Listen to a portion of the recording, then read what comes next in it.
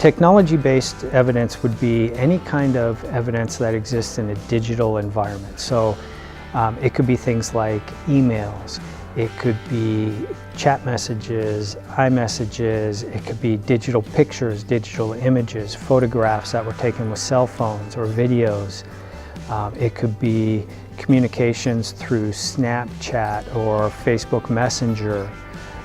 It could be doing full-blown forensics, like looking at hexadecimal values of data on hard drives and computers.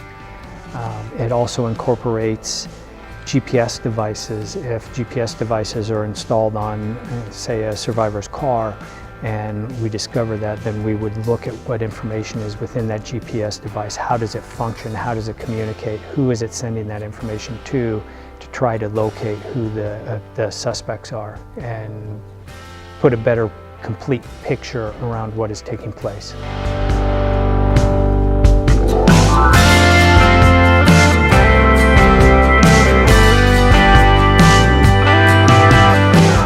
It's pretty frequent.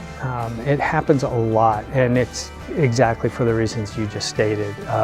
It's just so prevalent, and there's generations where that's just normal, is they're putting so much of their life out on social media. If they go somewhere, they take a picture of it, or they take selfies in front of different events or different places or locations, or they're doing little videos of interactions, and they're sharing all of that. And unfortunately, we're in an environment where sometimes that's misused by people that are stalking somebody, and it's giving them essentially easy access to see where they're going, who they hang out with, what they're doing, and learning that person's behaviors and their preferences and what they like and what they don't like and things like that.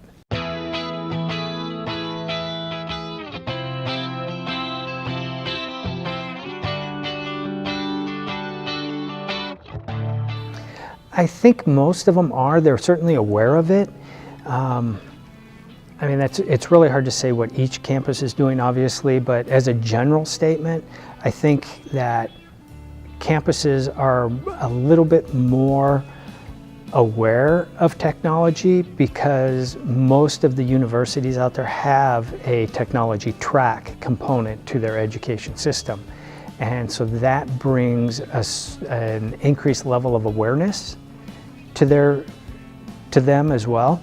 And like for us, I'm located in the city of Boulder, and the University of Colorado is there, and they have taken the proactive step of contracting with our computer forensics lab to retain our services of computer forensics if they have cases involving technology where we need to do forensics and extract that data out of certain devices. They have us as a resource so that when those come up.